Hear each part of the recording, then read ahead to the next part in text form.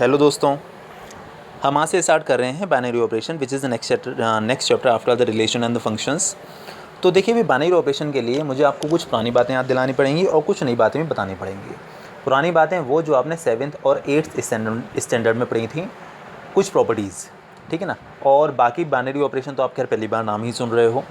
तो हम स्टार्ट करते हैं। तो पहले वो कंडीशंस जो आपने पहले पढ़ी थी, लाइक हम लोग बात करते हैं क्लोजर प्रॉपर्टी के बारे में। I am reminding you the closure property. Closure property क्या होती थी? देखिए भाई, अब मैंने कुछ एग्जांपल्स लिए हुए हैं। लाइक हमारा जो 2 है वो इंटीजर के सेट को बिलोंग करता है because of 2 is an integer. मैंने यहाँ पर इंटीजर को आई से रिप्रेजेंट कर दिया है, आप जेड से भी लिख सकते हो, तो एक ही बात है। आप ऐसा बिल्कुल भी नहीं सोचना here I stands for the irrational number, ऐसा कुछ भी नहीं है, ठीक है। आई यहाँ पर इंटीजर है और जो 3 है वो भी आई को बिलोंग कर रहा है, ठीक है ना। 2 भी एक इंटीजर है और 3 भी एक इंटीजर है।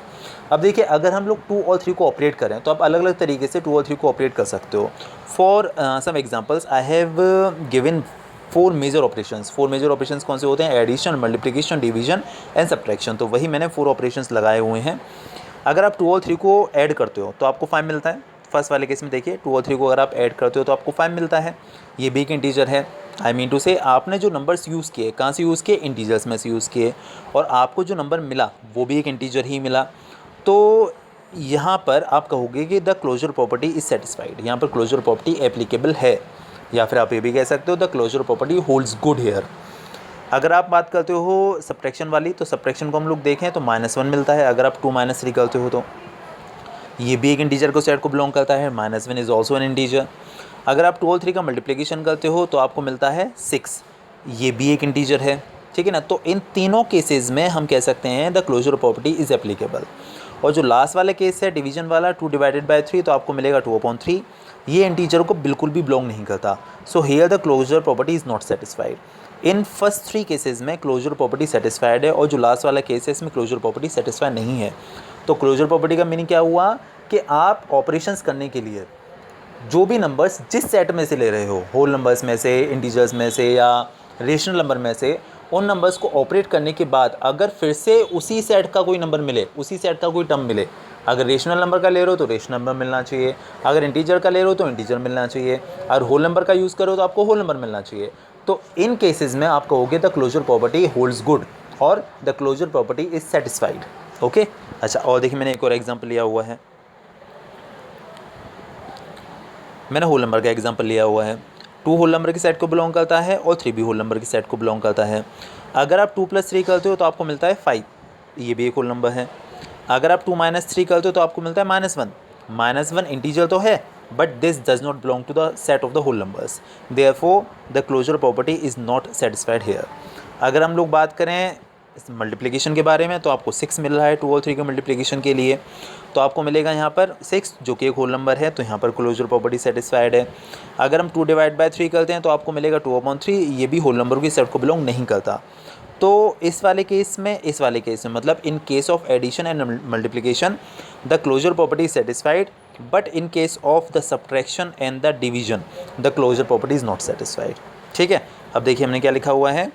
If closure property holds good then given operation is binary operation. अगर आपको किसी भी ऑपरेशन को बाइनरी ऑपरेशन शो करना है, अगर आपको किसी भी ऑपरेशन को, ऑपरेशन मतलब जैसे यहाँ पर मैंने यहाँ पर नॉर्मल से ये ऑपरेशंस लिए हुए थे, मल्टीप्लिकेशन, डिवीजन, सब्ट्रैक्शन, ये ऑपरेशंस ही हैं। तो आप किन्हीं भी नंबर्स को कैसे भी ऑपरेट कर सकते हो। तो अगर आपको कोई भी ऑपरेशन दिया हुआ है और अगर उस ऑपरेशन के अकॉर्डिंग क्लोजर प्रॉपर्टी वहाँ पर सेटिस्फाई हो गई, if closure property holds good, अगर क्लोजर प्रॉपर्टी यहाँ पर सेटिस्फाई हो गई तो आप ये कह सकते हो the given operation is binary operation. ठीक है, तो अगर बाइनरी ऑपरेशन प्रूव करना है दोस्तों तो आपको क्या करना पड़ेगा, आपको क्लोजर प्रॉपर्टी को प्रूव करना पड़ेगा। ठीक है, चलिए अब बढ़ते हैं हम लोग नेक्स्ट। अब कुछ और पुरानी यादें ताज़ा कर देता हूँ मैं। नेक्स्ट प्रॉपर्टी थी commutative property. Commutative property like जैसे मान लीजिए, अच्छा एक और बात मैं बताना चाहूँ कि यहाँ पर जो बाइनरी ऑपरेशन है आप उसे बेसिकली एस्ट्रिक से रिप्रेजेंट करते हो। एस्ट्रिक साइन से आप बाइनरी ऑपरेशन को रिप्रेजेंट करते हो। नहीं, not necessarily binary operation, I want to say कि यहाँ पर जो भी आप ऑपरेशन लगा रहे हो वो आप एस्ट्रिक से रिप्रेजेंट कर दोगे जनरली। बाकी वो कुछ और लगा के दे सकते हैं आपको, हो सकता है वो एस्ट्रिक की जगह पर एक ऐसा कुछ नोट जैसा इंसान बना कर दे सकते हैं, तो डिपेंड करता है। ठीक है ना, तो यहाँ पर जनरली हम लोग एस्ट्रिक को यूज़ करते हैं फॉर रिप्रेजेंटिंग एनी ऑपरेशन। ठीक है। अब वो ऑपरेशन किसी भी तरीके का हो सकता है, एडिशन भी, मल्टीप्लिकेशन भी, किसी भी काइंड का हो सकता है। अच्छा अब देखिए कॉम्यूटेटिव प्रॉपर्टी। कॉम्यूटेटिव प्रॉपर्टी क्या होती थी, अगर आप ए और बी में ऑपरेशन लगाओ, ए को पहले लिखो बी को बाद में लिखो, और आप बी और ए में ऑपरेशन लगाओ, यानी बी को पहले लिखो ए को बाद में लिखो, तो अगर आप सेम वैल्यू ऑब्टेन करते हो, if you get the same values, आप दोनों साइड से सेम वैल्यू ऑब्टेन करते हो, तो आप कहोगे द कॉम्यूटेटिव प्रॉपर्टी सेटिस्फाइड। ठीक है। इसके बाद देखिए next property, that is associative property. Associative में क्या होता है, आपको 3 टर्म्स लेने होते हैं। आप पहले बी और सी में ऑपरेशन लगा दीजिए, let me zoom it out. हाँ जी, देखिए आप बी और सी में ऑपरेशन लगा दीजिए, उसके बाद उसे ए के साथ ऑपरेट करिए, या आप ए और सी में ऑपरेशन लगा दीजिए, उसके बाद आप इसे सी के साथ ऑपरेट करिए। ठीक है। तो अगर आपको सेम वैल्यूज़ मिल जाती हैं तो आप कह सकते हो the associative property is also satisfied here. Okay. इसके बाद हम बढ़ते हैं अबाउट आइडेंटिटी एलिमेंट। क्या आइडेंटिटी एलिमेंट क्या होता था, देखिए भाई, अगर आप 3 को 1 से मल्टीप्लाई करते हो तो आपको 3 मिलता है, मतलब द सेम नंबर, मतलब वही सेम नंबर। अगर आप 3 में 0 को ऐड करते हो तो आपको क्या मिलता है, 3 मिलता है वापस से, अगेन द सेम नंबर जो हम आप नंबर यूज़ करके चल रहे थे।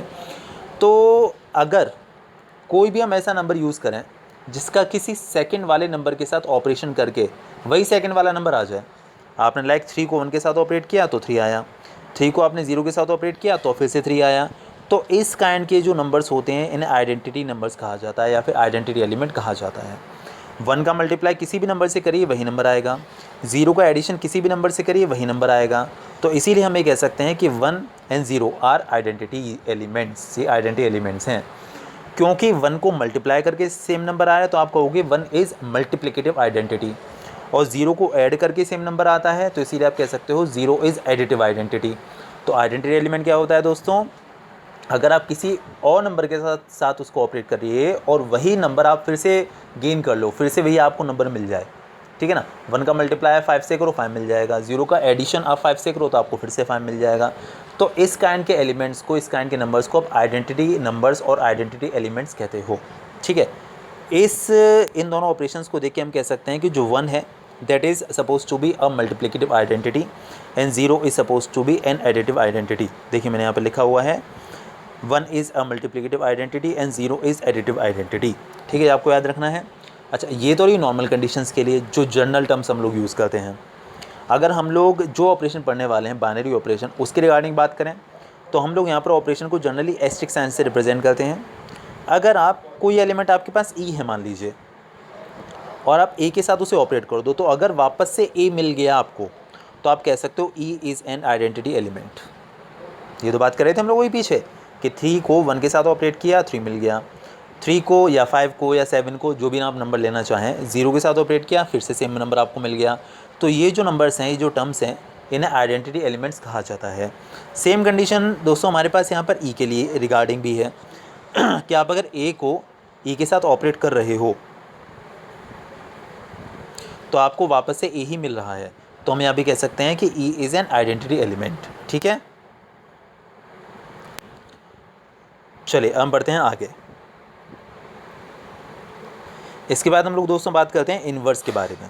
ठीक है, इन्वर्स बेसिकली क्या होता है, देखिए जैसे मान लीजिए कि आपके पास एक 3 कोई एलिमेंट है, बार बार ऐसा कुछ ज़रूरी नहीं है कि आप 3 ही यूज़ करो, आप कोई भी एग्जांपल ले सकते हो।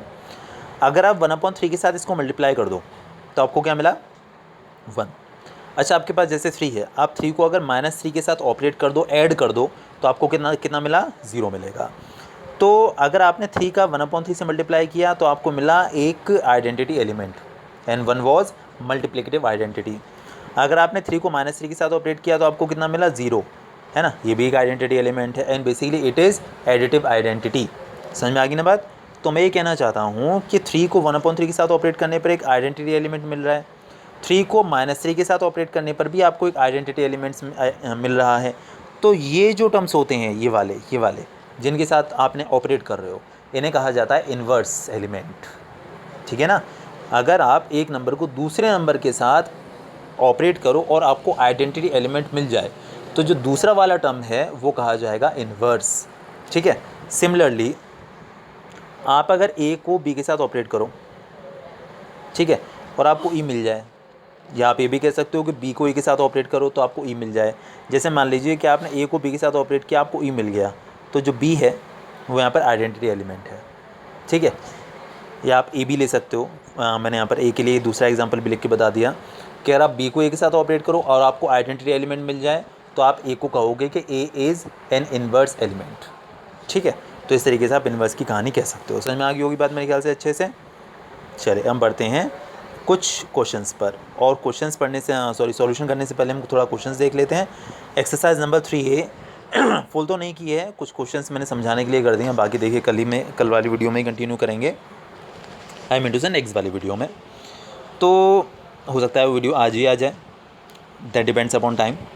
तो देखिए भाई एक्सरसाइज नंबर 3A जो है ये मैंने एक स्नैप लेके रखी हुई है एक्सरसाइज नंबर 3A की, and I think I have done the first question.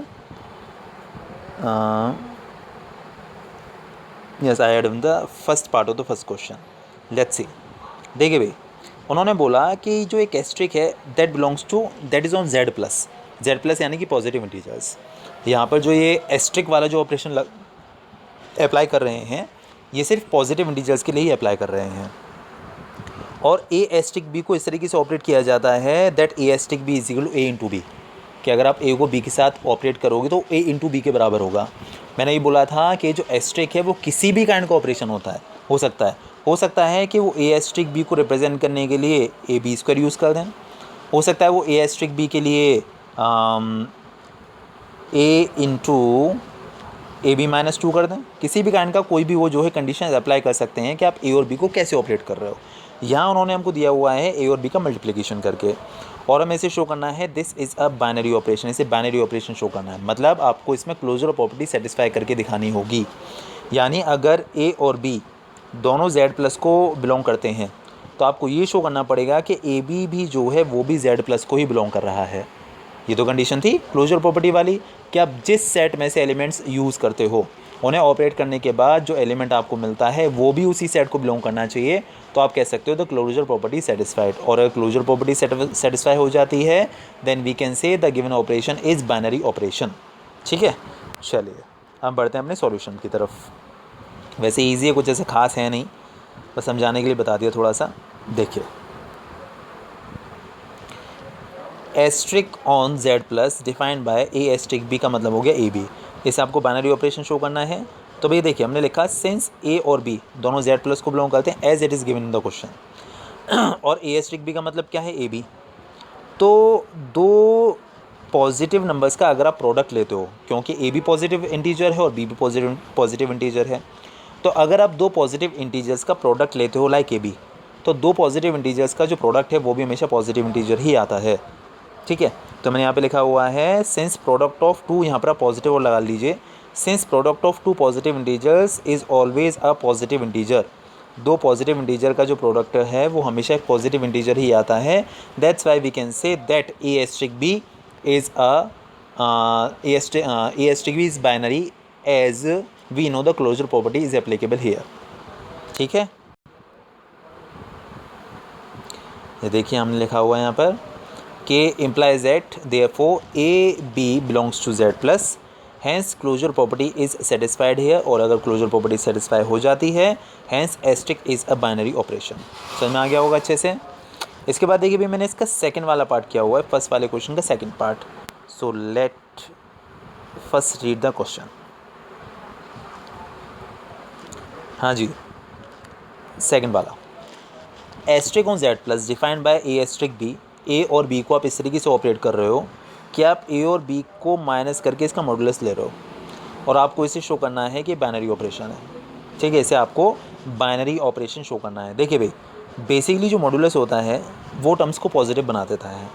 अगर इसके अंदर इस मॉडुलस के अंदर आपको नेगेटिव टर्म्स भी ऑब्टेन होते हैं तो मॉडुलस के बाहर वो आकर पॉजिटिव हो जाते हैं।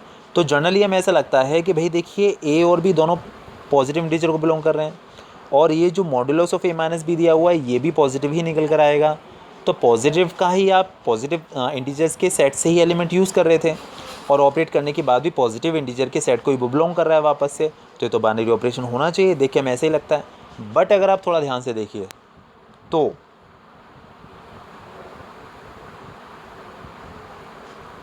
हाँ जी ए एस्ट्रिक बी का मतलब क्या हुआ, modulus of A minus B, क्योंकि जो ए है वो जेड प्लस को बिलोंग करता है as it is given in the question. तो अगर आप ए को ए के साथ ही ऑपरेट कर दो, देखिए भाइयों, ए एस्ट्रिक बी का मतलब क्या होता है, modulus of A minus B. अगर आप ए को ए के साथ ही ऑपरेट कर देते हो तो आपको क्या मिलेगा, इसके अकॉर्डिंग देखिएगा, इसके अकॉर्डिंग ए एस्ट्रिक बी का मीनिंग क्या है, ए माइनस बी का मॉड्यूलस। तो ए एस्ट्रिक ए का मतलब क्या हो जाएगा, ए माइनस ए का मॉड्यूलस। तो अगर आप ए माइनस ए करोगे तो आपको क्या मिलेगा, ज़ीरो। और ज़ीरो तो जेड प्लस को बिल्कुल भी बिलोंग नहीं करता, because of zero is suppose to be a neutral number. Zero एक न्यूट्रल नंबर होता है, it is neither positive nor negative, इसीलिए हम कह सकते हैं कि ज़ीरो जेड प्लस को बिलोंग करता ही नहीं है। तो अगर देखिए भाई, प्रॉपर्टी अप्लाई होने का मतलब होता है कि हर केस में अप्लाई होनी चाहिए, ये नहीं कुछ सर्टेन केसेस में अप्लाई कर लो। अगर प्रॉपर्टी सेटिस्फाइड है तो हर केस में होनी चाहिए, ठीक है ना। अब अगर जैसे मान लो बोलता हूँ कि एक कोई पर्सन है ना, वो स्पोर्ट्स में बहुत अच्छा है, तो स्पोर्ट्स में बहुत अच्छा है तो इसका मतलब ये नहीं सिर्फ मैं क्रिकेट के बारे में बोल रहा हूँ, है ना, मैं बास्केट बॉल के बारे में बोलना चाहता हूँ, मैं फुटबॉल के बारे में बोलना चाहता हूँ। और अगर मैं इंडिविजुअली क्रिकेट यूज़ कर रहा हूँ तब क्रिकेट वाली बात आती है। तो अगर प्रॉपर्टी आप सेटिस्फाई करने वाली बात बोल रहे हो तो वो हर नंबर के लिए होनी चाहिए, बट ज़ीरो के लिए तो सेटिस्फाई हो ही नहीं पाई। तो ओवरऑल हम ये कह सकते हैं the closure property is not satisfied और the closure property does not hold good here. So asterisk is not a binary operation, ये बाइनरी ऑपरेशन नहीं है। मेरे ख्याल से बहुत अच्छे से समझ में आ गया होगा। चलिए हम बढ़ते हैं अपने नेक्स्ट सॉल्यूशन पर, जो कि है सेकंड का फर्स्ट पार्ट। पहले क्वेश्चन पढ़ते हैं चलकर। हाँ जी, asterisk on q, I think you remember the symbol q is used to represent the rational number, the set of the rational numbers। तो एस्टिक जो है वो q को बिलोंग करता है, मतलब जो ऑपरेशन है वो आप रेशनल नंबर में से यूज़ कर रहे हो। और ए एस्टिक बी का मीनिंग है ए बी अपॉन टू। अगर आप ए और बी के बीच में ऑपरेशन लगाते हो, एस्टिक ऑपरेशन लगाते हो, तो इसका मतलब हुआ कि आपको ए और बी का मल्टीप्लिकेशन करना है और टू का डिवीजन करना है। मैं ये बोल रहा था किसी भी काइंड का ऑपरेशन आप यूज़ मतलब दे सकते हैं आपको यूज़ करने के लिए। तो आपको शो करना है is commutative as well as associative, मतलब यहाँ पर कॉम्यूटेटिव प्रॉपर्टी और एसोसिएटिव प्रॉपर्टी दोनों ही सेटिस्फाइड है। मैं आपको वैसे रिकॉल कर देता हूँ। What was commutative property, if a asterisk B is equal to b asterisk है then the commutative property satisfied. अच्छा, एसोसिएटिव के लिए हम लोग तीन कंडीशंस लेके चलते थे, a asterisk B asterisk c is equal to a asterisk B asterisk c. Difference ये था कि आप जो है उनका ऑर्डर चेंज कर दो ऑपरेट करने वाला। ये लिखा हुआ है देखिए associative property, a asterisk B asterisk c is equal to a asterisk B asterisk c. हमने यहाँ पर बी और सी को पहले ऑपरेट किया हुआ है, यहाँ पर ए और बी को पहले ऑपरेट किया हुआ है। तो अगर दोनों साइड से आप सेम वैल्यूज़ ऑब्टेन कर पाते हो तो आप कह सकते हो कि associative property is also satisfied here. तो हम कर रहे थे सेकंड का फर्स्ट वाला पार्ट। हाँ जी, देखिएगा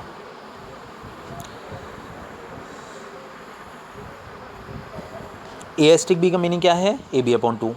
अच्छा, अगर आप बी को इस साइड लिख दो और ए को इस साइड लिख दो क्या फ़र्क पड़ता है, ठीक है ना, कोई फ़र्क नहीं पड़ता, because of two into three is also six, two into three six and three into two is also six, तो दोनों सेम वैल्यूज़ आती हैं। तो आप ए बी को बी ए लिख दो, कोई फ़र्क नहीं पड़ता, हमने लिखा b a since a b is equal to b a. अच्छा, अब देखिएगा ये हो गया बी ए अपॉन टू। आप ए एस्ट्रिक बी जो ऑपरेशन लगाते हो दोस्तों, तो आप कैसे लगाते हो, आप ए और बी का प्रोडक्ट करते हो अपॉन टू कर देते हो। ऐसे ही अगर आप बी और ए का प्रोडक्ट कर रहे हो अपॉन टू कर रहे हो तो इसका मतलब क्या हुआ है, बी एस्ट्रिक ए हो गया या नहीं। जो एलिमेंट आपके पास पहले था, ए पहले था बी बाद में था, तो इसका मतलब था ए बी अपॉन टू।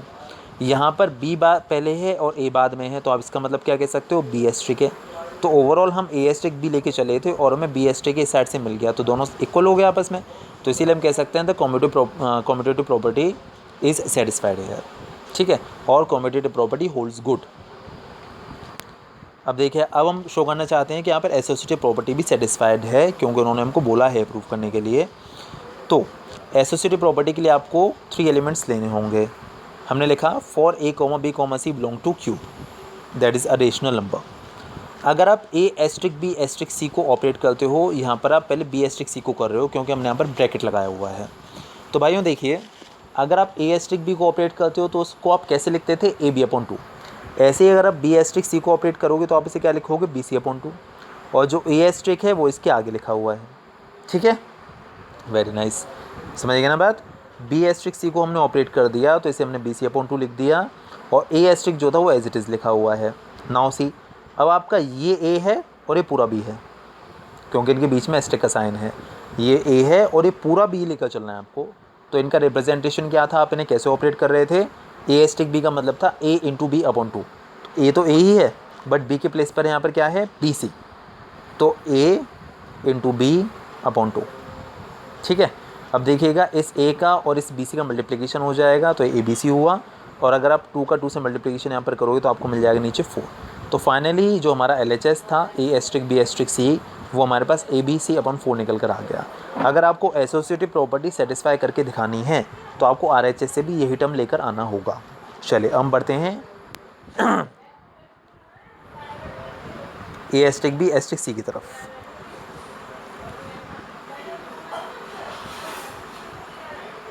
ठीक है, तो यहाँ पर आपको ए और बी को पहले ऑपरेट करना है। तो ए एस्ट्रिक बी का मीनिंग क्या है भाइयों, ए बी अपॉन टू, और जो एस्ट्रिक सी है वो एज इट इज़ लिखा हुआ है। Now see this is A and this is B, तो आप बी ए और बी को किस तरीके से ऑपरेट करते हो, ए बी अपॉन टू करके। ए के प्लेस पर तो ए बी अपॉन टू है और बी के प्लेस पर सी हुआ upon two, A B upon two. अच्छा अब देखिएगा ए बी का और सी का मल्टीप्लिकेशन हो जाएगा तो ए बी सी हो जाएगा, और इस 2 का इस 2 से मल्टीप्लिकेशन होगा तो नीचे आ जाएगा 4। मैंने गलती से यहाँ पर 2 लिख दिया, दिस इज़ 4। तो हमारा जो LHS था वो भी ए बी सी अपॉन 4 निकल कर आया था और ए बी सी अपॉन 4 निकल कर आया। तो इसीलिए हम ओवरऑल ये कह सकते हैं कि ए एस्ट्रिक बी एस्ट्रिक सी, अगर आप ए और बी को पहले ऑपरेट कर लो, सी को बाद में कर लो, या फिर ए एस्ट्रिक बी एस्ट्रिक सी, यहाँ पर बी और सी को ऑपरेट पहले कर लिया, ए को बाद में किया हुआ उसके साथ, दोनों साइड से सेम वैल्यूज़ आ रही हैं। That's why we can say the associative property is also satisfied here. मेरे ख्याल से बहुत अच्छे से समझ में आया होगा। चलिए हम बढ़ते हैं आगे। The second part of second question. So firstly let's read the question.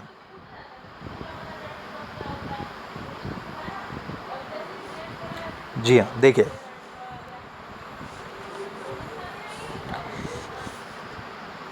Asterisk on Q rational number defined by A asterisk का मीनिंग भाई उन्होंने हमको दिया हुआ है कि ए बी प्लस 1।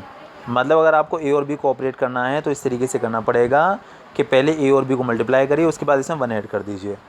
इस कॉम्यूटेटिव बट नॉट एसोसिएटिव, इसे आपको कॉम्यूटेटिव तो शो करना है बट नॉट एसोसिएटिव। ठीक है, तो हमें दोनों ही बातें शो करनी है इसमें।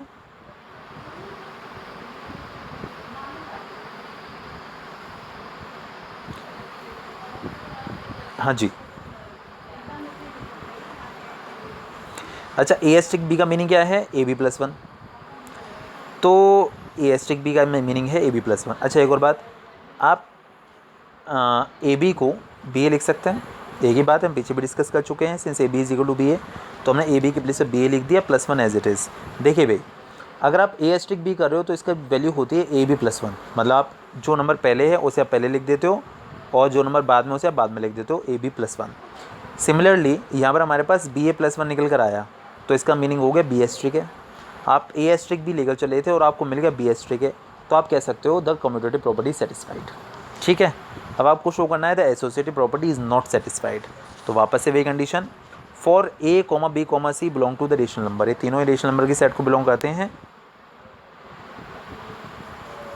हाँ जी, तो अगर आपको क्या इसमें शो करना होगा, आपको शो करना होगा ए एस्ट्रिक बी एस्ट्रिक सी, ए एस्ट्रिक बी एस्ट्रिक सी।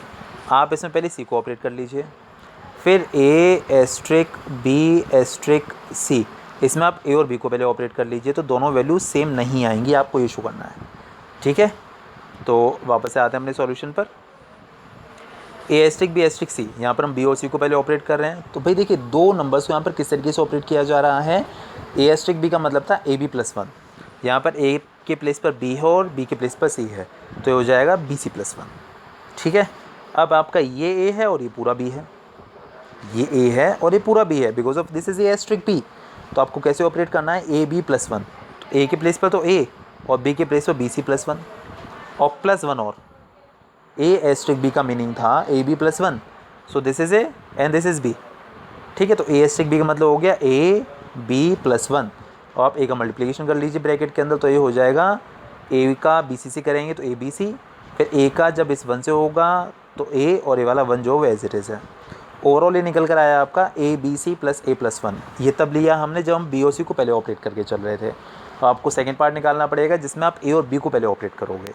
ठीक है, हाँ जी दोस्तों। ए एस्ट्रिक बी एस्ट्रिक सी, जहाँ पर हम ए और बी को पहले ऑपरेट कर रहे हैं, तो ए एस्ट्रिक बी का मीनिंग हो गया ए बी प्लस वन, और ये जो एस्ट्रिक सी है वो एज इट इज़ लिखा हुआ है।